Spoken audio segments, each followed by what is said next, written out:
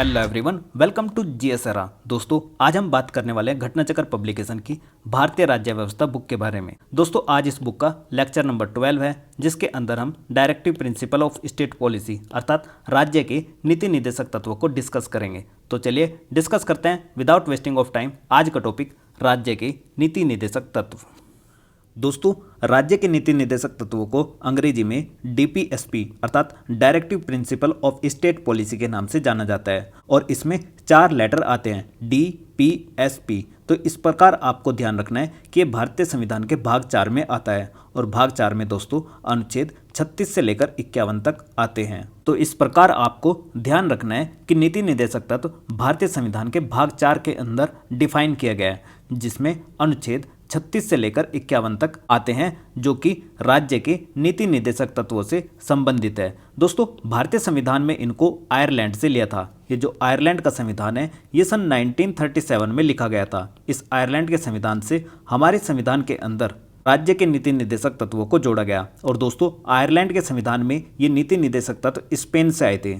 तो आपसे ये भी पूछा जा सकता है कि स्पेन के संविधान से कहाँ पर आए, आयरलैंड में, और आयरलैंड के संविधान से कहाँ पर आए, भारतीय संविधान में आए। दोस्तों, राज्य के नीति निर्देशक तत्वों की प्रकृति सकारात्मक है, लेकिन ये गैरवाद योग्य है। इसका मतलब होता है कि देखो दोस्तों, इस सकारात्मक का मतलब क्या होता है, तो देखो इसको समझते हैं इससे। जैसे कि नाम से ही क्लियर है कि ये क्या है, राज्य के नीति निर्देशक तत्व हैं। निर्देशक मतलब कुछ तरीके की डायरेक्शंस हैं। ये डायरेक्शन कौन देता है, तो ये डायरेक्शन कॉन्स्टिट्यूशन ऑफ इंडिया देता है। किसको देता है, स्टेट को देता है भाई।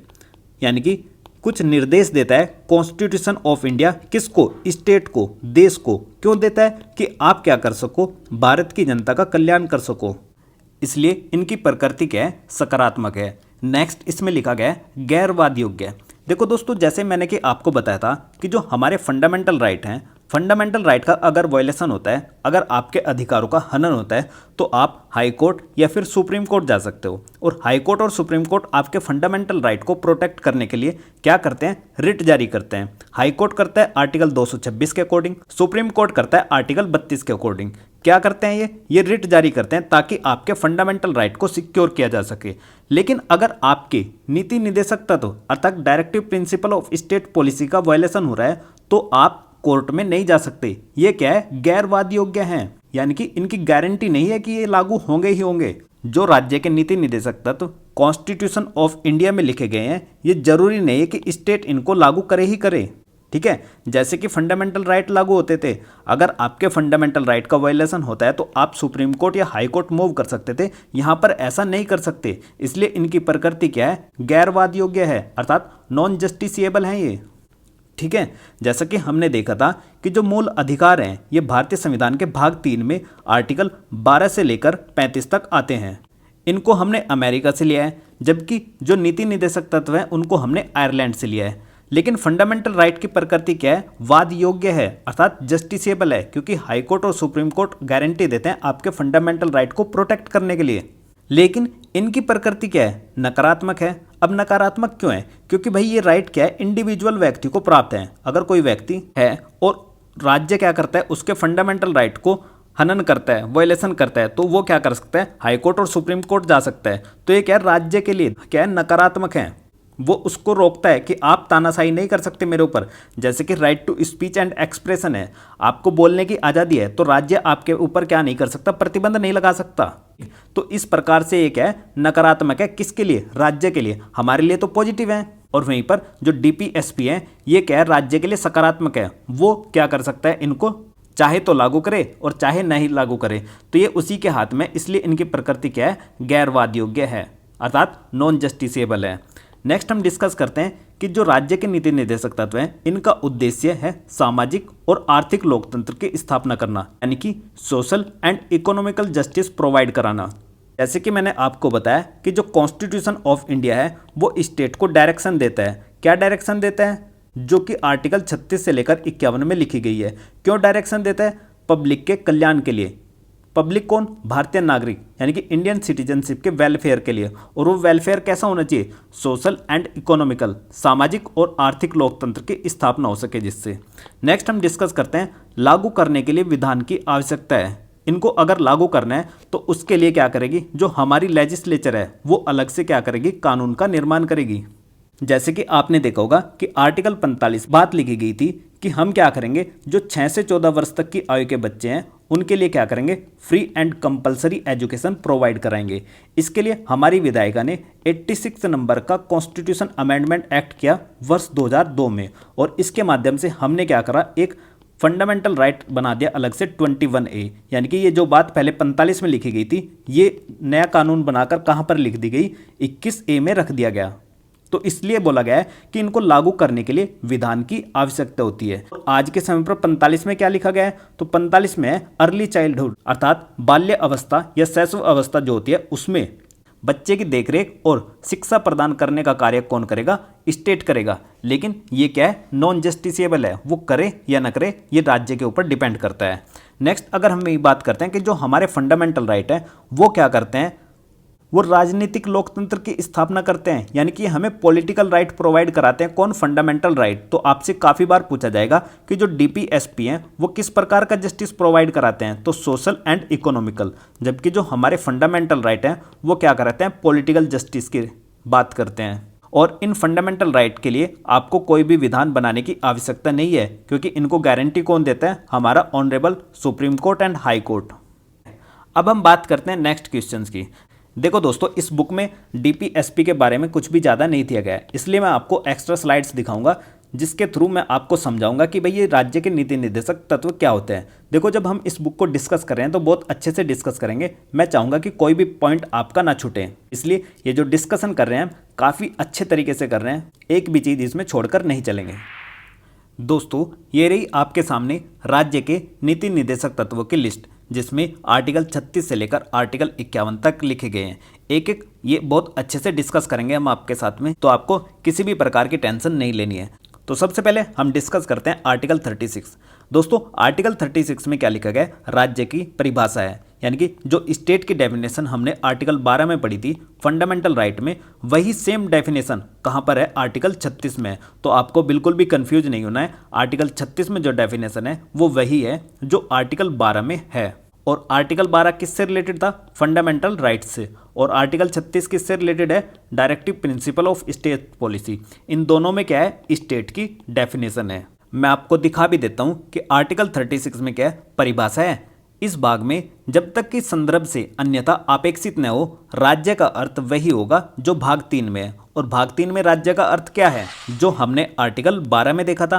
12 क्या है, भाग 3 मूल अधिकारों से रिलेटेड है, और इसमें बताया गया है कि जो राज्य है, राज्य के अंदर भारत की सरकार आएगी और संसद आएगी। दूसरा, राज्य में प्रत्येक राज्य की सरकार आएगी और विधानमंडल आएगी। और तीसरा, भारत सरकार के नियंत्रण के अधीन सभी स्थानीय प्राधिकारी आएंगे। और चौथा आएगा अन्य प्राधिकारी। तो इस प्रकार 4 चीज़ों से मिलाकर क्या बनता है, स्टेट बनता है। ये बातें आपको ध्यान रखनी है। नेक्स्ट हम डिस्कस करते हैं आर्टिकल 37। दोस्तों, आर्टिकल 37 कहता है कि जो संविधान का भाग 4 है, इसकी प्रकृति क्या है, नॉन जस्टिसेबल है, अर्थात न्यायालय में इसको लागू नहीं कराया जा सकता। तो जैसा कि हमने अभी बताया था लास्ट स्लाइड में कि भाई इनकी प्रकृति क्या है, नॉन जस्टिसेबल है, आप इनको लागू कराने के लिए कोर्ट में नहीं जा सकते। और इस बात की गारंटी हमें कहाँ मिलती है कि ये बात यहाँ पर लिखी गई है, तो आर्टिकल 37 इसकी जानकारी हमें प्रोवाइड कराता है कि आप इसको लागू नहीं करा सकते कोर्ट में जाकर। Next, article 38। आर्टिकल 38 दोस्तों सामाजिक, आर्थिक और राजनीतिक न्याय की बात करता है। जैसा कि हमने अभी जाना था कि ये जो directive principle of state policy है, ये हमें social and economical justice provide कराते हैं। जो पॉलिटिकल राइट है वो हमें प्राप्त हो चुका है, कहाँ पर, फंडामेंटल राइट में। इसलिए बोला था कि अगर कभी भी directive principle of state policy को लागू कराना है तो उसके लिए क्या बनानी पड़ेगी, विधि अर्थात लॉ बनाना पड़ेगा।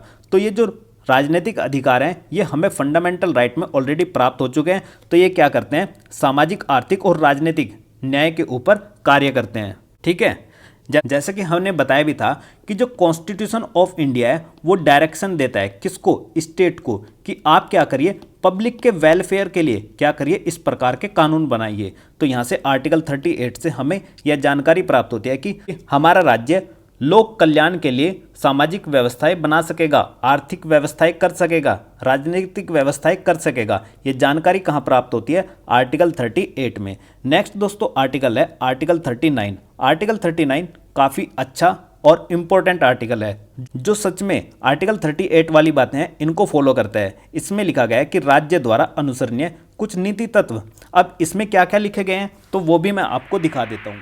दोस्तों ये जो आर्टिकल है 39 ये बहुत ही ज़्यादा इम्पोर्टेंट है, क्योंकि इसके अंदर काफ़ी सारे उपखंड हैं, जैसे सभी नागरिकों को जीविका के पर्याप्त साधन प्राप्त कराने का अधिकार आर्टिकल 39 के सब क्लॉज ए में है।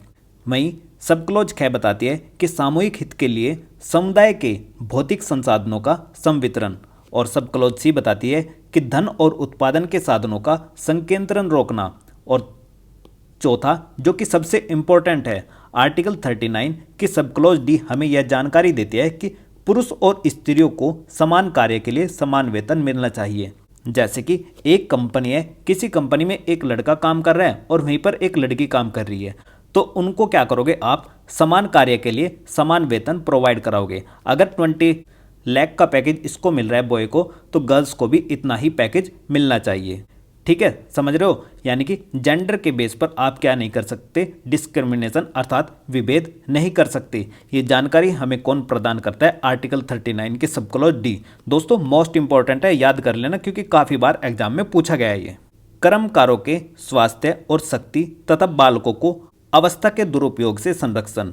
और चाहे सब क्लॉज हमें बताती है कि बालकों को स्वास्थ्य के विकास के अवसर प्रदान करना। ये सारी जानकारी हमें कहाँ प्राप्त होती है? आर्टिकल 39 के अंदर। लेकिन दोस्तों इस आर्टिकल 39 में भी कुछ नए आर्टिकल्स जोड़े गए हैं। वो क्या क्या आर्टिकल्स हैं तो उनकी जानकारी भी हम यहाँ पर देखते हैं। जैसे कि इसमें है आर्टिकल 39A। दोस्तों ये बात तो हमें पता ही है कि अगर हम कभी आर्टिकल के आगे एक कैपिटल लेटर में कोई भी लेटर देखते हैं तो उसका मतलब ये है कि वो ओरिजिनल कॉन्स्टिट्यूशन का पार्ट नहीं था। इसको भारतीय संविधान में किसी न किसी संविधान संशोधन के माध्यम से जोड़ा गया है। इसलिए दोस्तों ये जो आर्टिकल 39A है इसको भारतीय संविधान में 42वें संविधान संशोधन के माध्यम से वर्ष 1976 में जोड़ा गया था। इस 42वें संविधान संशोधन को हम मिनी कॉन्स्टिट्यूशन या फिर लघु संविधान के रूप में जानते हैं। तो ये जो निःशुल्क विधिक सहायता है अर्थात फ्री लीगल एड है, इसका मतलब क्या होता है? देखो दोस्तों इसका मतलब ये हुआ कि अगर किसी व्यक्ति के साथ में कोई क्राइम हुआ, किसके साथ में? किसी गरीब व्यक्ति के साथ में, तो गरीब व्यक्ति क्या कर पाएगा? क्या कोई अपना अच्छा सा एडवोकेट कर पाएगा? नहीं कर पाएगा। किसके कंपेयर में? किसी अमीर व्यक्ति के कंपेयर में। तो इस तरीके से तो क्या हुआ, जब कोर्ट में मैटर चलेगा तो ये अमीर व्यक्ति क्या हो जाएगा? हावी हो जाएगा, क्योंकि इसके पास क्या होगा? एक अच्छा एडवोकेट होगा। और इस गरीब व्यक्ति के पास में केस लड़ने के ही लिए क्या नहीं होगा? एडवोकेट नहीं होगा। ये कोर्ट की जो प्रोसीडिंग्स होगी, कार्यवाही होगी, उसमें ही भाग नहीं ले पाएगा। तो इस तरीके से ये क्या होगा? इसके साथ में इनजस्टिस होगा, यानी कि गलत होगा इस गरीब व्यक्ति के साथ में। तो इसलिए बोला है कि अगर कोई व्यक्ति आर्थिक रूप से कमजोर है या फिर सामाजिक रूप से कमजोर है तो हम क्या करेंगे? उसके लिए निःशुल्क विधिक सहायता प्रदान करेंगे। कि equal justice and free legal aid की बात करी गई थी किसके अंदर? आर्टिकल 39A के अंदर। ऐसा कंसेप्ट किसने दिया था? मैडम इंदिरा गांधी जी की सरकार ने। इन्होंने क्या करा था? गरीबों के लिए सामाजिक और आर्थिक आधार पर यह अनुच्छेद जुड़वाया था। कौन सा? Article 39A। नेक्स्ट दोस्तों आर्टिकल है आर्टिकल 40, जिसमें बताया गया है ग्राम पंचायतों का संगठन, यानी कि ऑर्गेनाइजेशन ऑफ विलेज पंचायत।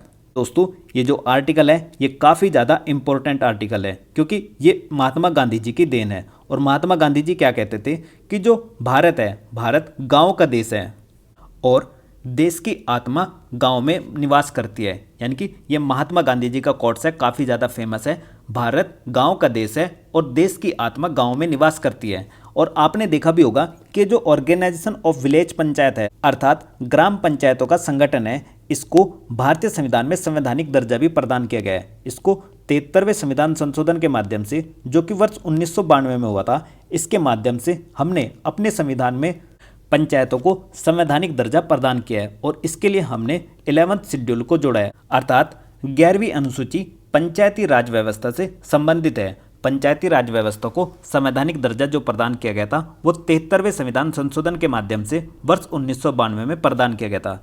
लेकिन दोस्तों ये जो 73वां संविधान संशोधन अधिनियम था ये लागू हुआ था 24 अप्रैल 1993 को। कब? 24 अप्रैल 1993 को। इसलिए आप देखोगे कि 24 अप्रैल का जो दिन होता है इसको हम राष्ट्रीय पंचायती दिवस के रूप में मनाते हैं। किस रूप में? राष्ट्रीय पंचायती दिवस के रूप में। दोस्तों, जो हमारे महात्मा गांधी जी थे उनका ये सपना था कि जो हमारी ग्राम पंचायत है हम यहाँ पर क्या करें, विकेंद्रीकरण की स्थापना करें।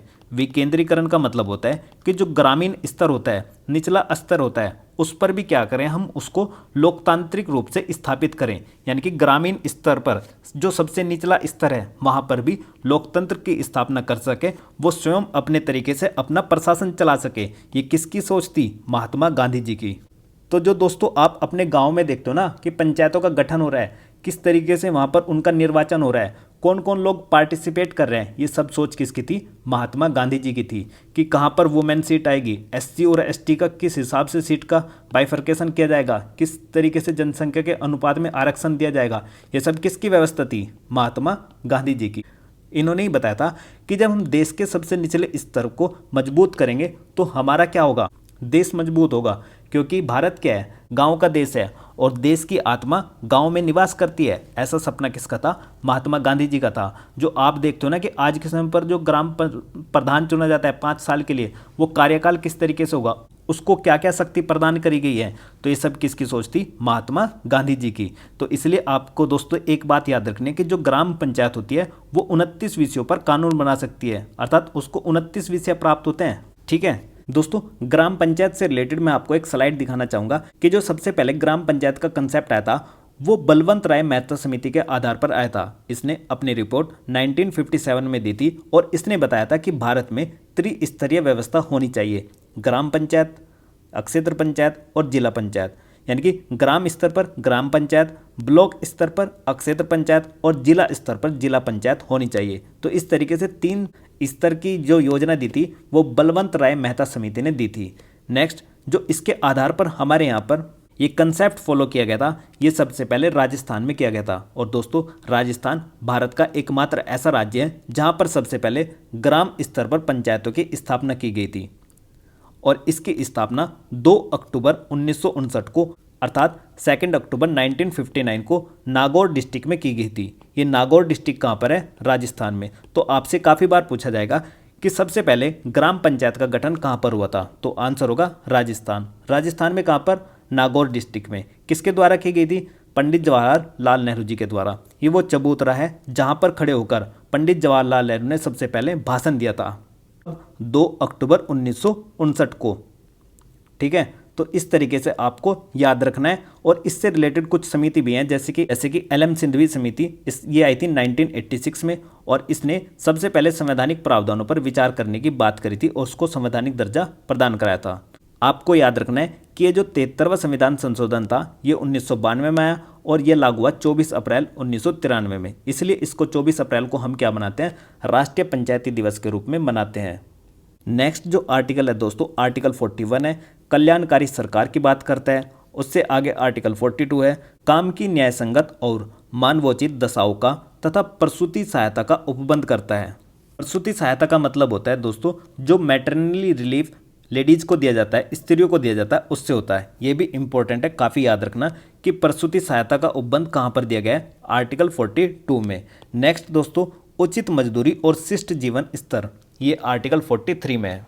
नेक्स्ट जो कि मोस्ट इंपॉर्टेंट है, आर्टिकल 43A।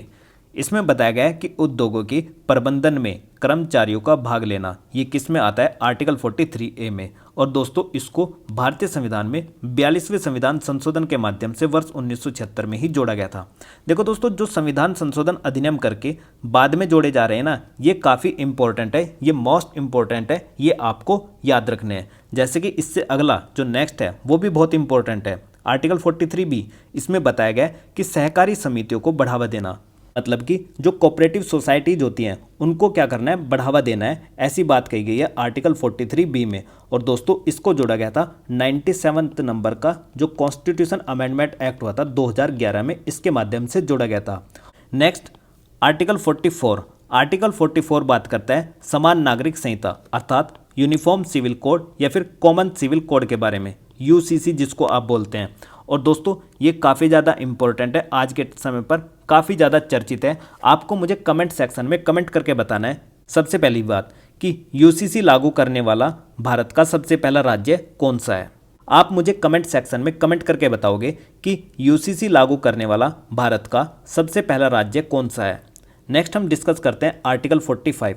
दोस्तों ये जो आर्टिकल 45 है ये शिशुओं और बालकों की देखभाल से रिलेटेड है। जैसा कि हमने बताया था कि आज के समय पर यहाँ पर क्या है, 6 वर्ष तक के जो बच्चे हैं उनकी प्रारंभिक शैशव अवस्था की देखरेख और उनको एजुकेशन प्रोवाइड कराने की जो जिम्मेदारी होगी वो किसकी होगी, स्टेट की होगी। ऐसी बात कहाँ पर लिखी गई है, आर्टिकल 45 में। और जैसा कि हमने लास्ट लेक्चर में फंडामेंटल राइट से भी इसको कंपेयर किया था। जो हमारा फंडामेंटल राइट है आर्टिकल 21 से, इसमें हमने जो एज क्राइटेरिया फिक्स किया है वो क्या है, 6 से 14 वर्ष तक की आयु के बच्चों के लिए। और दोस्तों जब भी कभी एजुकेशन से रिलेटेड कोई भी अमेंडमेंट पूछा जाएगा तो आपको क्या लगाना है, 86 नंबर का constitution amendment act 2002। Next article 46। Article 46 दोस्तों अनुसूचित जातियों, अनुसूचित जनजातियों और अन्य कमजोर वर्गों के शोषण से बचाव के बारे में बात करता है। नेक्स्ट आर्टिकल 47 पोषण, जीवन स्तर और स्वास्थ्य और लोक स्वास्थ्य के बारे में बात करता है। देखो इस आर्टिकल को किस तरीके से याद रखना है आपको। आर्टिकल 47 का मतलब किससे है, लोक स्वास्थ्य से। आपने एक दिलजीत दोसांझ का एक सॉन्ग सुना होगा, लक 28 कुड़ीदा 47 वेट कुड़ीदा। इसका मतलब क्या हुआ कि 47 वेट कुड़ीदा, इसका मतलब वो लड़की हेल्दी है, वो क्या है, स्वस्थ है, उसको पोषण अच्छे से प्राप्त हो रहा है, जीवन स्तर में उसकी क्या है, गुणवत्ता है। तो इस तरीके से आप इससे कोरिलेट कर सकते हो आर्टिकल 47 को। नेक्स्ट दोस्तों आर्टिकल 48 ये बात करता है वैज्ञानिक कृषि और पशुपालन के बारे में। आर्टिकल 48 है बात करता है पर्यावरण और वन्य जीव संरक्षण के बारे में। दोस्तों ये जो आर्टिकल है इसको भी 42वें संविधान संशोधन के माध्यम से वर्ष 1976 में जोड़ा गया था। देखो दोस्तों आपको टेंशन लेने की कोई बात नहीं है कि आपके ये याद नहीं हो रहे हैं कि कब कब जोड़े गए थे। मैं आपको अभी जैसे ये लेक्चर की सीरीज पढ़ाऊंगा एकदम से तुरंत एक स्लाइड दिखाऊंगा जिसमें ये सारे के सारे जो भी नए जोड़े गए राज्य के नीति निर्देशक तत्व हैं उनको एक बार दोबारा से आपके रिवाइज करा दूंगा। आपको टेंशन लेने की कोई बात नहीं है। फिलहाल के लिए बस एक हल्का सा माइंड में रिकॉल रखें कि भाई आर्टिकल 48A का संबंध किससे है, पर्यावरण और वन्य जीव संरक्षण से संबंधित है। जो बाद में जोड़ा गया आर्टिकल है वो बहुत ज़्यादा इंपॉर्टेंट है, ये बात ध्यान रखनी है। नेक्स्ट आर्टिकल 49 है राज्य महत्व के स्मारकों, स्थानों और वस्तुओं का संरक्षण के बारे में बात करता है आर्टिकल 49। नेक्स्ट दोस्तों आर्टिकल 50 मोस्ट इंपॉर्टेंट, न्यायपालिका का कार्यपालिका से पृथक्करण। जो राज्य की लोक सेवाएं होती हैं उनमें न्यायपालिका का कार्यपालिका से पृथक्करण याद रखना आर्टिकल 50 में आता है। ध्यान रखना, इस पर ट्रिपल स्टार लगा लेना, बहुत ज़्यादा बार पूछा गया है। नेक्स्ट आर्टिकल 51 दोस्तों राज्य द्वारा अंतर्राष्ट्रीय शांति और सुरक्षा को प्रोत्साहन करता है। तो जो इंटरनेशनल पीस के बारे में बात करेगा एंड सिक्योरिटी के बारे में बात करेगा वो होगा आर्टिकल 51। तो दोस्तों ये थे आर्टिकल 36 से लेकर 51 तक जो कि हमने अच्छे से डिस्कस कर लिए हैं। अब हम बात करते हैं कि ये जो राज्य के नीति निर्देशक तत्व हैं इनसे क्या क्या क्वेश्चन और भी पूछे जाते हैं। जैसे कि दोस्तों अब हम देखते हैं कि राज्य के नीति निर्देशक तत्वों की विशेषता क्या है। ये ऐसे विचार के रूप में हैं जिन्हें राज्य द्वारा पालन किए जाने की अपेक्षा की गई है। ये गैर न्यायोचित हैं, जैसा कि हमने आर्टिकल 37 में पढ़ा कि इनकी प्रकृति क्या है, नॉन जस्टिसिएबल है। आप इनको कोर्ट में जाकर लागू नहीं करा सकते, अर्थात ये वाद योग्य नहीं है। नेक्स्ट राज्य की मनमानी शक्तियों पर नियंत्रण है। प्रस्तावना के विजन का स्तर है, नैतिक दायित्व हैं इसमें। और तीसरा लोक कल्याणकारी राज्य के निर्माण की बात करते हैं। तो इस तरीके से हमने एक एक आर्टिकल को बहुत अच्छे से डिस्कस किया है कि लोक कल्याणकारी राज्य के लिए कौन कौन से आर्टिकल हैं। दूसरा जो हम इनका क्लासिफिकेशन करते हैं वो कुछ इस प्रकार से करते हैं। इनको हम 3 जगह पर बांटकर पढ़ते हैं, एक गांधीवादी, दूसरा समाजवादी और तीसरा उदारवादी। एक बात दोस्तों अपने माइंड में याद रखना कि इनका ये जो क्लासिफिकेशन किया गया है ये भारतीय संविधान में नहीं किया गया। ये हमने अपनी दिशा और दशा के आधार पर इसको विभाजित किया है। हमने संविधान में इनका वर्गीकरण नहीं किया हुआ है, ये हमने अपने आधार पर पढ़ने के लिए इसको इस तरीके से डिवाइड कर दिया है। जैसे कि आप हिस्ट्री देखोगे तो एंशियंट हिस्ट्री देखोगे, मेडिवल देखोगे, फिर मॉडर्न देखोगे। क्या इतिहास इस तरीके से विभाजित है? वो हमने पढ़ने के लिए अपने आप आसानी से याद करने के लिए, रिकॉल करने के लिए उसको इस तरीके से बांटा हुआ है। तो इसी तरीके से जो राज्य के नीति निर्देशक तत्व हैं इनको भी हमने 3 जगह पर बांटा हुआ है, गांधीवादी, समाजवादी और उदारवादी। गांधीवादी में आते हैं आर्टिकल 40, जैसा कि हमने डिस्कस किया कि ऑर्गेनाइजेशन ऑफ विलेज पंचायत। फिर 43, 43B, 46, 47, 48 ये क्या है, गांधीवादी सिद्धांत है। वहीं जो समाजवादी सिद्धांत है वो 38, 39, 39A, 41, 42, 43, 43A और 47। अब इन दोनों में कुछ सेम है, जैसे आर्टिकल 43 और 47। यहाँ पर भी आर्टिकल 43 है और आर्टिकल 47 है।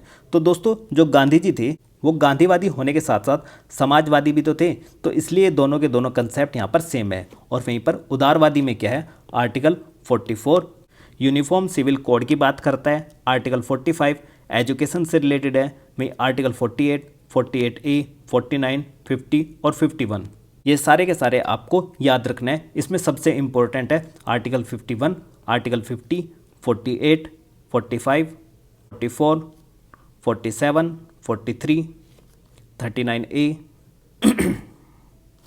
और आर्टिकल 40। तो इस तरीके से इन आर्टिकल्स को तो आपको याद रखना ही है। तो दोस्तों अब हम यहीं पर बात करते हैं कि जो घटनाचक्र पब्लिकेशन है उसमें क्या क्या बातें कही गई हैं। तो देखो, परीक्षा उपयोगी दृष्टि, कल्याणकारी राज्य की संकल्पना का समावेश भारतीय संविधान में है। प्रस्तावना और नीति निर्देशक तत्वों में हमने देखा ही है कि कल्याणकारी राज्य की जो बात करते हैं, हमारे राज्य के नीति निर्देशक तत्व भी करते हैं और प्रस्तावना अर्थात प्रियम्बल भी करते हैं। नेक्स्ट, संसद ने समान परिश्रमिक अधिनियम वर्ष 1976 में पारित किया। पुरुष और स्त्री सभी नागरिकों को समान रूप से आजीविका के साधन प्राप्त करने संबंधी प्रावधान आर्टिकल 39A में किया गया है। समुदाय और भौतिक साधनों का स्वामित्व और नियंत्रण इस प्रकार बंटा हो जिसमें सामूहिक हित का सर्वोत्तम साधन हो, आर्टिकल 39B ऐसी बात करता है। हमने बहुत अच्छे से डिटेल में डिस्कस किए हैं सारे। नेक्स्ट, आर्थिक व्यवस्था इस प्रकार चले जिससे धन और उत्पादन साधनों का सर्वसाधारण के लिए अहितकारी संकेंद्रण न हो का प्रावधान आर्टिकल 39C में किया गया है। और दोस्तों जो परीक्षा में पहले पूछे गए इंपॉर्टेंट क्वेश्चंस हैं वो कुछ और भी हैं, जैसे पुरुष और स्त्री दोनों को समान कार्य के लिए समान वेतन प्राप्त हो, ऐसी व्यवस्था कौन करता है, आर्टिकल 39D, जो कि मैंने आपको बताया था कि मोस्ट इंपॉर्टेंट है। नेक्स्ट, 42वां संविधान संशोधन अधिनियम वर्ष 1976 में हुआ था और दोस्तों इसको हम मिनी कॉन्स्टिट्यूशन या फिर लघु संविधान के रूप में जानते हैं। और दोस्तों इसके माध्यम से हमारे संविधान में मूल कर्तव्यों को जोड़ा गया था। कब, वर्ष 1976 में। जब वर्ष 1976 में मूल कर्तव्यों को जोड़ा गया उस समय पर इनकी संख्या 10 थी, लेकिन वर्तमान में इनकी संख्या 11 हो चुकी है। एक बात दोस्तों ध्यान रखनी है कि जब भी कभी संविधान में कोई चीज़ जोड़ी जाएगी या फिर हटाई जाएगी तो हमें सामान्यतः संविधान में संशोधन करने की आवश्यकता होती है। तो जब भारतीय संविधान में 10 मूल कर्तव्यों को जोड़ा गया तो उसके लिए 42वां संविधान संशोधन हुआ था वर्ष 1976 में। और जब हमने 11वां मूल कर्तव्य संविधान में जोड़ा, इसके लिए हुआ 86 नंबर का कॉन्स्टिट्यूशन अमेंडमेंट एक्ट 2002।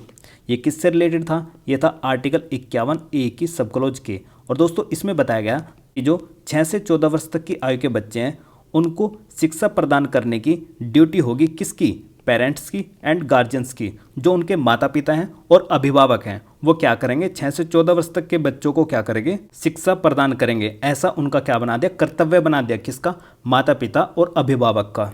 नेक्स्ट दोस्तों, ये जो मूल कर्तव्य थे इनको स्वर्ण सिंह समिति की अध्यक्षता में जोड़ा गया था और इन्होंने नेक्स्ट दोस्तों ये जो मूल कर्तव्य हैं इनको स्वर्ण सिंह समिति की रिकमेंडेशन पर जोड़ा गया था। अर्थात जब मूल कर्तव्य को भारतीय संविधान में जोड़ा गया तो उसके लिए एक कमेटी गठित की गई थी जिसको स्वर्ण सिंह समिति अर्थात SSS के नाम से जानते हैं। इस समिति में अध्यक्ष सहित यानी कि स्वर्ण सिंह सहित इसमें 12 सदस्य थे। नेक्स्ट मौलिक कर्तव्य को प्रभावी बनाने के लिए गठित समिति का नाम क्या था, JS वर्मा समिति, जो कि वर्ष 1999 में गठित की गई। तो दोस्तों ये जोड़े गए थे किसके आधार पर, स्वर्ण सिंह समिति के आधार पर। लेकिन इनको लागू किस तरीके से कराया जाए, क्योंकि भाई ये क्या है, स्टेट को क्या है, ये डायरेक्शन से ही तो देता है कौन, कॉन्स्टिट्यूशन ऑफ इंडिया। अब स्टेट इसको लागू करे या ना करे, क्योंकि आर्टिकल 37 क्या कहता है कि ये क्या है, नॉन जस्टिसेबल है। तो इनको प्रभावी बनाया जा सके तो इसलिए 1999 में एक कमेटी का गठन किया गया। किस कमेटी का, JS वर्मा समिति का। तो इस तरीके से आपको याद रखना है। तो दोस्तों राज्य के नीति निर्देशक तत्व अर्थात directive principle of state policy से इतने ही क्वेश्चन बनते थे जो कि हम सभी डिस्कस कर चुके हैं। आपको इन सभी को ध्यान रखना है। जैसे कि हमने इसमें पढ़ा कि इनकी प्रकृति क्या है, गैर न्यायोचित है, राज्य की मनमानी शक्तियों पर नियंत्रण करते हैं, प्रस्तावना का जो विजन है उसके विस्तार को बढ़ाते हैं। जैसे प्रस्तावना में वेलफेयर स्टेट की बात करी गई है, इसमें भी ऐसे ही कल्याणकारी राज्य की बात करी गई है। नेक्स्ट हमने पढ़ा कि डीपीएसपी को हम 3 जगह पर बांट कर पढ़ते हैं, गांधीवादी, समाजवादी और उदारवादी। नेक्स्ट दोस्तों हमने जाना कि ये जो मूल अधिकार और निर्देशक तत्वों में क्या डिफरेंस है। जैसे मूल अधिकार नकारात्मक है राज्य के लिए और ये क्या है, सकारात्मक है।